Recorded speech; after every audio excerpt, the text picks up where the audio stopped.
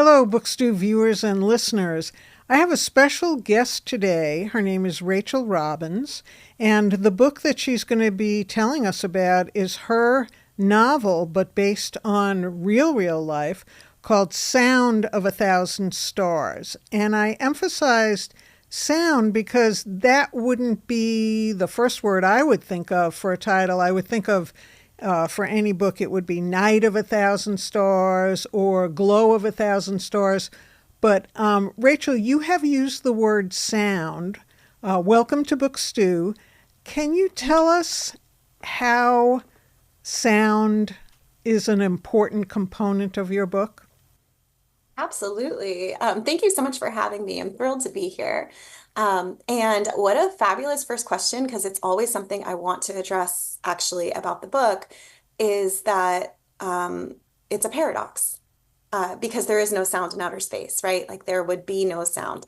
And so I think I loved this idea that the title itself, in addition to being a reference to um, Paul Tibbitt's, so there's this theme in the book of chapters going in reverse, right? Where we have a hibakusha, which is the word for the Japanese atomic bomb survivors section going in reverse, right?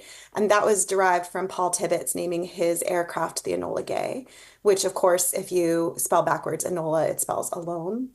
And so I wanted this theme of things going in reverse and this kind of reference to this really complex, painful history. And that Paul Tibbets actually named his aircraft after his mother, who was named Enola, and that she was in turn named after the book Enola or Her Fatal Mistake by Mary Young Ridenbaugh. And so there's this sort of book named for a book, person named for a book kind of theme in it that I loved. But then, publishers, as you know, I'm sure, change titles often. And I was like, no, I loved my titles. My original title was Enola spelled backwards. And this was a different working title I'd been holding on to. But I liked that it was a reference to Fred Olivi's kind of famous clip on the evening news after the bombing of Nagasaki. He said that suddenly the light of a thousand suns illuminated the cockpit. So it has that reference to the thousand suns, which is Oppenheimer in the Bhagavad Gita, but it's also the idea of sound in outer space being a paradox and the scientists pursuing something that was unknowable. Talk So, about unknowable. long I answer. think Sorry. we've talked enough about it so that I'm sure viewers and listeners get the gist that that the book is based on Robert Oppenheimer and the group in Los Alamos that developed the bomb. But you have a particular personal connection to this story. So if you wouldn't mind, I'd love you to read the author's note, which will explain it in depth. Yeah, absolutely. And so I'm holding the book here and I have actually, there's a picture of one of my grandmother's original letters in the author's note. So she wrote all these letters home from Los Alamos to her mother. And in that kind of tried to sound as though she wasn't horribly anxious and depressed as you do, think audience in mind for your mom, right? And so I had all these archival letters and was pouring through them. And so there's a photo of one of those of her referring to Los Alamos as a never, never land. And then my author's note begins with something that I learned through interviews that my grandfather said. I wonder if my children can forgive me for what I've done. My grandfather, Leon Fisher, muttered these words in his living room late one night when he thought no one was listening. It is one of the great regrets of my life that I never asked my grandparents about their time in Los Alamos. They never spoke about the bomb, and we never brought it up. It was an unspoken rule, a guest at the dinner table, a commandment we abided by. Even after my grandmother's death, 64 years after they'd left that top secret mesa, my grandfather still rigidly avoided the topic of Los Alamos. Instead, he took me on dates to their special places and described the way she had stirred her tea, initiating the tea leaf paradox, a whirlpool that broke the rules of the spiral centrifuge. What I do know is this. My grandfather worked on the plutonium core of the Fat Man bomb, and my grandmother, Phyllis Fisher, taught elementary school to the scientist children, focusing on Longfellow and long division, afraid to ask questions. My Zadie was from an Orthodox family. He turned his back on his upbringing to pursue science. His love for physics was only ever overshadowed by his love for my grandmother, who was entirely out of his league, a socialite from a wealthy Jewish family and heiress to the famous San Francisco de Youngs. When she fell in love with him, my great-grandmother warned her away. If you marry him, you'll never have a grand piano. It seemed the only way for them to be together was to disappear. Together, they vanished into the mysterious community under J. Robert Oppenheimer that would go down in history as the Manhattan Project. During their time at Los Alamos, my Zadie never told my grandmother what he was working on behind the barbed wire in the laboratory known simply as Project Y. But when she was pregnant with their second child, my grandmother pieced it together. As a joke, while debating baby names in their flat-top house in McKeeville, she suggested the name uranium. When she uttered the forbidden word, my grandfather stormed out the door. Uranium Fisher had been too close to uranium fission. Years later, my grandmother published a book of her government-censored letters home entitled Los Alamos Experience, for which the above excerpt was revised and repurposed. My grandfather remained tight-lipped and never attested to feelings of guilt, yet he stood pensively by her side while she traveled to Japan to lecture about peace. The signs that he was grappling with his role in creating the bomb were there. My grandparents lived in Tokyo for many years, and consequently their house was strewn with Japanese relics. I always wondered whether their fixation on Japanese culture was directly connected to their feelings of remorse. The house felt haunted by the oni masks of ogres that guarded their entryway. In carefully preserved news clippings, my grandfather meticulously tracked the bomb's evolution. In articles documenting the test bombings in Bikini Atoll in Vegas, which dubbed itself Atomic City, and in his transcript of Oppenheimer's security clearance hearing, he scribbled desperately in the margins. I pored over those notations, trying to make sense of his words. Then, in the years that followed my grandmother's death, my grandfather stopped documenting. He lost track of time. He kept forgetting my grandmother was gone. He went looking for her in the middle of the night and wandered aimlessly around his block. He left music on for all hours of the day to fend off the silence. He claimed it was to deter burglars, but I knew better. When he died and was buried beside her, I placed stones on his grave, a Jewish tradition. In that moment, I recalled the eerie green stone in his study that looked like it was from outer space. On the plane ride home with a suitcase full of their Japanese keepsakes, I wrote down my questions. Later, I tracked down his still living friends who have since passed away to ask them my questions and listen to their stories. Over flickering Shabbat candles, Murray Peshkin, one of my grandfather's colleagues in the experimental physics division, described seeing a fellow SED's, that's Special Engineer Detachment, hand blown off by the dynamite. Ben Peterson, a self-proclaimed communist and associate who had worked beside my grandfather, spoke about bunking next to David Greenglass, who later turned in his own sister, Ethel Rosenberg, for espionage. When I pressed for more, Peterson avoided the subject. That was 70 years ago, he said. It's amazing how memory fades. I knew he was lying. Using a cigarette, he had famously burned a hole through his diary on August 6, 1945, the day the bomb was dropped on Hiroshima. Secrets are secrets, he said, meeting my eyes. He let me hold the damaged book, and I stared at the hole in the words. This novel is my attempt to stitch it back together. You say that your grandfather and your grandmother both never spoke about their time at Los Alamos to you. Did they speak to your parents, your mother, about it?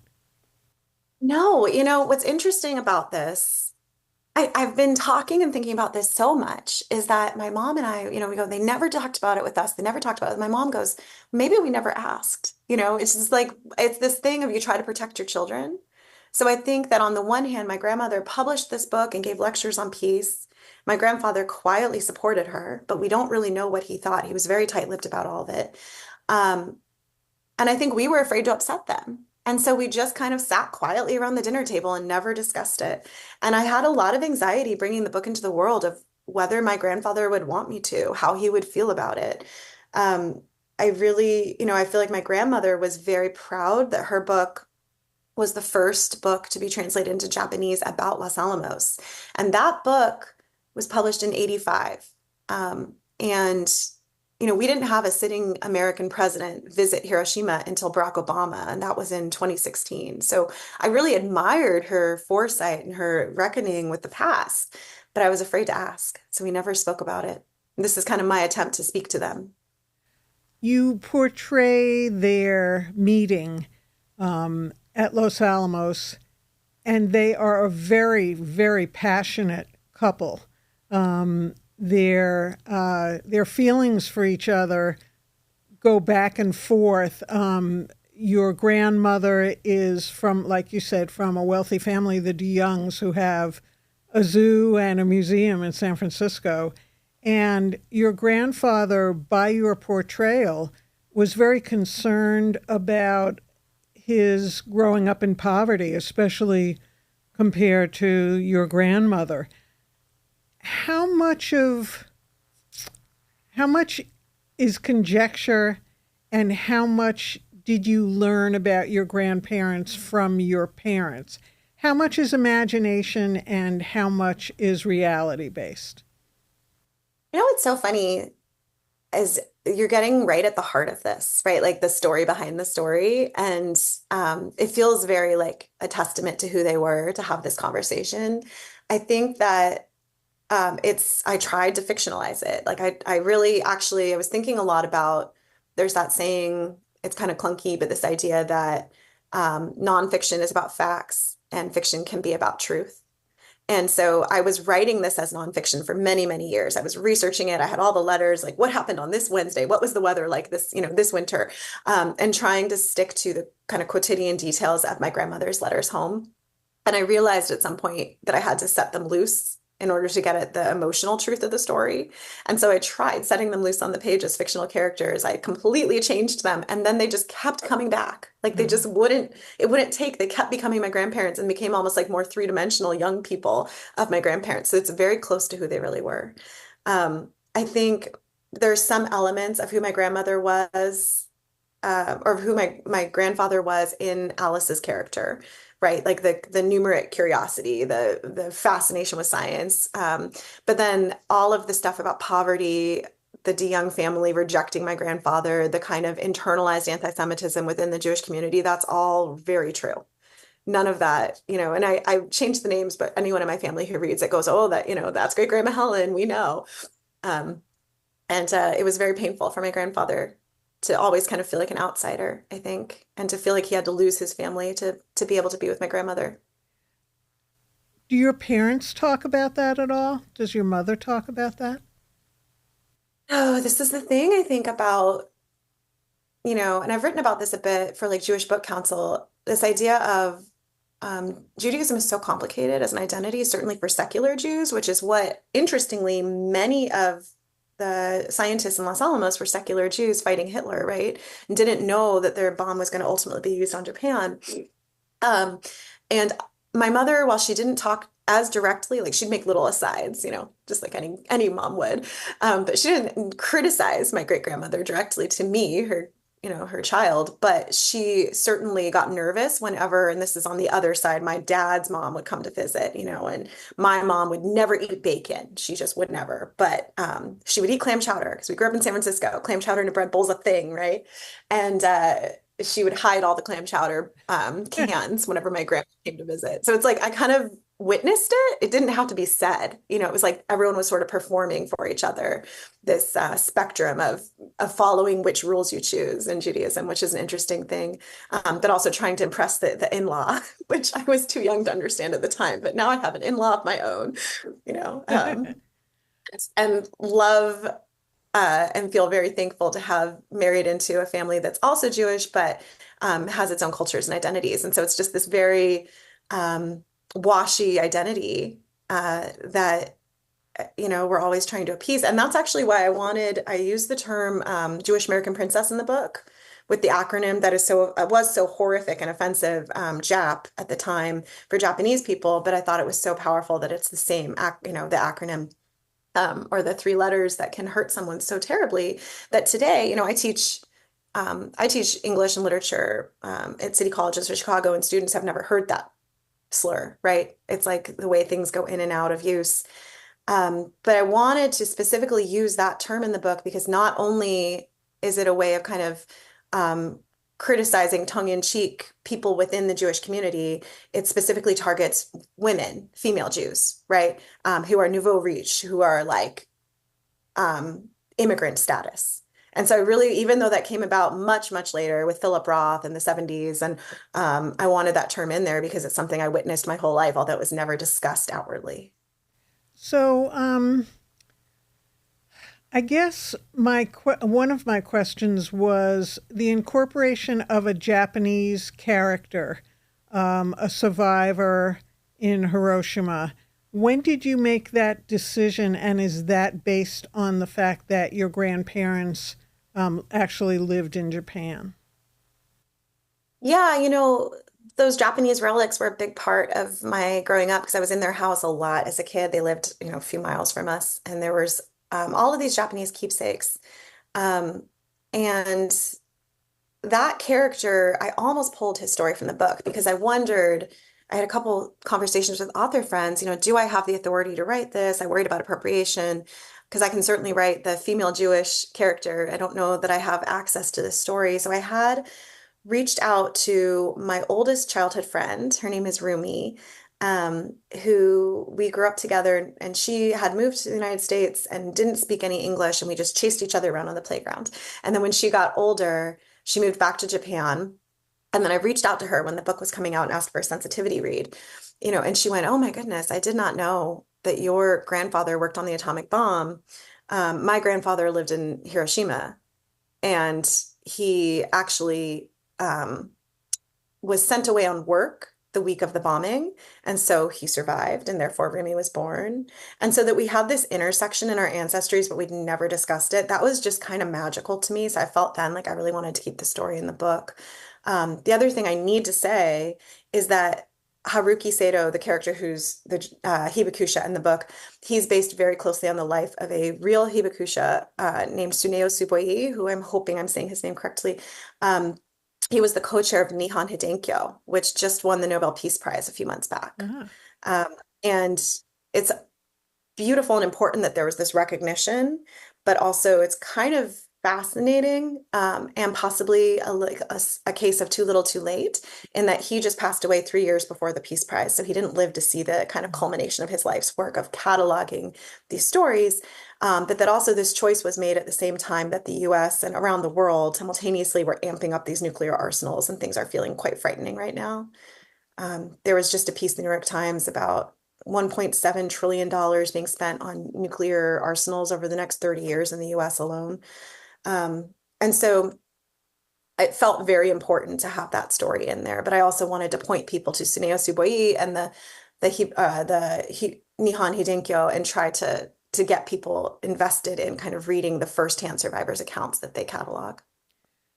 Um, one of the very fascinating aspects of this book to me is the fact that, first of all, you made your grandmother the scientist as opposed to your grandfather.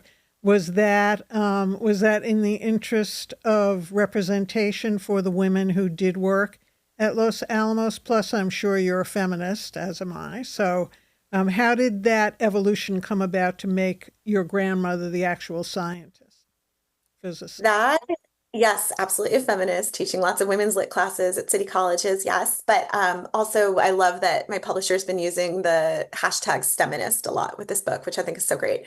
Although I do think that that came about from the research kind of organically. So my grandmother was this inspiring woman who wrote this book, who really advocated for peace, although she was not a scientist by any means. But in researching the powerful women in Los Alamos, and there's so many great accounts of them, I came across the story of Norma Gross, and she was a kind of force to be reckoned with. And there are pictures of her in the archives in Los Alamos, and she was one of the scientists who was recorded incorrectly in history as Norman Gross because everyone Oh, assumed she was male. And I was just like, this is just too important. Like, we just have to get this out there. And even I try not to look at Goodreads. You're not supposed to. Even some of the like reviews on Goodreads, oh, why did she make her a scientist? It's not realistic. It's like the sexism and the misogyny is still so thick that people go, there couldn't have been women scientists. And there were so many of them. And there's this great name in the list of names in the historical notes that I could have added so much more to, who just kind of got washed over in the telling of history. And I wanted to kind of give credence to these powerful women who just, we're really in the trenches with these male scientists. And the fact that we even have the term woman scientist, because scientist was presumed to be male, is something that I don't know how much it's gone away today. It's still, we still have to you think doctor, and people still think male. And I'm really immersed in that, I think, trying to kind of work against that. So that's where I thought, what my it's not my grandmother's story, but perhaps it's her legacy. I'm glad you did. And her love of science was my daughter is a scientist, so and she's not a female Oh, scientist, wonderful. she's a scientist. And so I was very, very Awesome. appreciative of her being consumed with her work. It was, and what she went through and what the scientists who were women must have gone through at Los Alamos. It was a very macho atmosphere. Even for men, I think there were men who probably struggled with that as well. So now, of course, I have to jump to the movie because your book was written. I'm sure it was in process when the movie came out. What was your response to the movie? Oh, wow. So, yeah, my book, it was funny because I started working on my book when my grandfather died. So, like 10 years before the movie came out, I was researching it. And then the movie came out after the book had sold. So, it was this crazy, amount of energy that all of a sudden, not that he wasn't before, but more so than ever before, Oppenheimer was suddenly a household name. The movie is really well done, meticulously researched, very, very close to American Prometheus. They got, I mean, I was impressed. They got every great quote in there. It's like they got everything, out of that book that I was trying to cram into mine. So much so that I think if you don't already know the story, it can be a little hard to follow. I will say that it was, this 3.5 hour epic that didn't feature a single Japanese person. And that was the one criticism of the movie that kept kind of sticking with me. Now, of course, you can't tell every story in every story, right? Like this was an Oppenheimer story. That's what they set out to do. I did work with, I hope she won't mind me saying it, at my launch in Los Alamos, I worked with the woman who was the executive director of the History Museum. Sorry, executive director of the History Museum. When Christopher Nolan came in to do the film, because he shot in Fuller Lodge, where I had my launch and everything. And the board at Los Alamos did not want him to shoot the film in their space. There was a lot of pushback. They were afraid he was going to demonize Los Alamos. And Oh, this woman had the foresight to say, he's going to tell the story either way. We should make sure he gets it right. And really pushed for him to be in there. And so they were able to fact check and make sure that things weren't, that the Hollywood factor didn't get too far away from the truth of what really occurred. Um, and I thought that was really powerful. And I think there's also this energy in Los Alamos that I really came across of people saying, I wish we could be known for something else. Just, one other thing. Um, and so that whole town, it's like they're either looking directly at the history of the bomb or looking directly away from it. There's kind of this tension around it. And yeah, so the speaking film of was fascinating. speaking of Sense. tension, there was a lot of tension at Los Alamos, and I could not believe, and I don't think I picked it up from the movie, that people did not really know what they were working on. And that amazes me. Well, Oppenheimer was so respected that people in his orbit, as he asked them to work on the project, nobody said, "So what are we doing here anyway?" And maybe they did, but in your book, what they were working on remained shrouded in mystery until until the first real test. Yeah. Yeah, think I think different people had different responses to the intensity of the security measures. My grandfather, which was my model for the book, really didn't share anything. He really didn't tell my grandmother. So even after I read that story about uranium fissure and she figures out what he's building, she opened one of his physics books and went, "Oh my gosh." Even then, he didn't talk to her. It wasn't until the Trinity test that they stayed up all night talking about what he was doing and what had been happening right under their noses. Some people I think were less tight-lipped. But that was my grandfather's, and the rest of his life, he worked in top secret defense, and he never spoke about it and was very nervous to share any of it. Um, so I think but I also think Oppenheimer hated that and pushed back against Groves, this idea of siloing scientists that they needed to be able to work in order to progress and understand the bigger picture and the moving pieces. But there was a very real fear in the military of these secrets. And, it happened. There were spies in Los Alamos. And interestingly, David Greenglass really did bunk next to Ben Peterson. And Ben said in my interview with him that David Greenglass was just undignified. He was a bum. Ben hated David Greenglass. And that he was just trying to get all these atomic secrets and everybody knew it. And it's just amazing to me that he could have, and like people would have known and just kind of turned the other way. Um, that secrets did get out, and Klaus Fuchs is also hidden in the book as kind of an Easter egg for people who know about the history of the spies, because he's someone who kind of got away with it in a sense, didn't end up, the Rosenbergs are certainly a famous case, but there was more than one. Well, we're running out of time, so I just want to say about the book that I think it gives, to combine science, which there's plenty of in the book, a love story, the secrecy, and to maybe to have taken the focus off of Oppenheimer a little bit, because the book does not center on him. He's like, he comes in at various instances and deals with the scientist who is who is your grandmother, who is Alice in the book. And I love that the focus was more on people who worked under him rather than the attention all being on him, because I don't think he wanted the attention either. And I think he was completely conflicted about what he was doing. And that's all so well portrayed in your book. And the fact that it's based on a real family, your family, just should make it even the more meaningful to readers. So I want to thank you for coming on the show on Book Stew.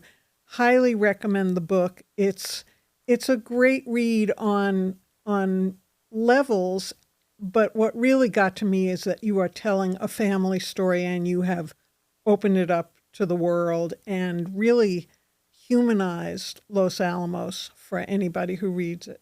So thank you so much for coming on Book Stew. I really highly recommend The Sound of a Thousand Stars by Rachel Robbins. Thank you, Rachel. So much. Thank you for having me today. This was lovely. Bye-bye. And Book Stew viewers and listeners, this is some intense fiction, and I really highly recommend it. Grab it at the library or at a bookseller, and I think it also makes me want to see the movie again, which I will probably do. So I think they pair very well. Thanks again, Rachel. I was going to say, can I add one last thing? I don't know if it's too late. Sure. You mentioned that it centers the family instead of Oppenheimer, and that's something that I really had to push back against, actually. Before I landed with my agent, there's this idea that people wouldn't be interested in a famous person adjacent story. And I think that's one of the things we do very wrong, is that we only tell the story of the famous person. And so in this book, I wanted to highlight all those other people besides Oppenheimer, right? But also the indigenous and Hispanic communities that were affected most directly by the building of the project, and also the first radiation, atomic radiation in the test that was right there in their backyards. So I think it's more important to have stories like this that don't just center the one, the myth of the one person, but the communities that are impacted. So Amen. thank you so much for recognizing that. Thanks, Rachel. Thank you. Bye-bye.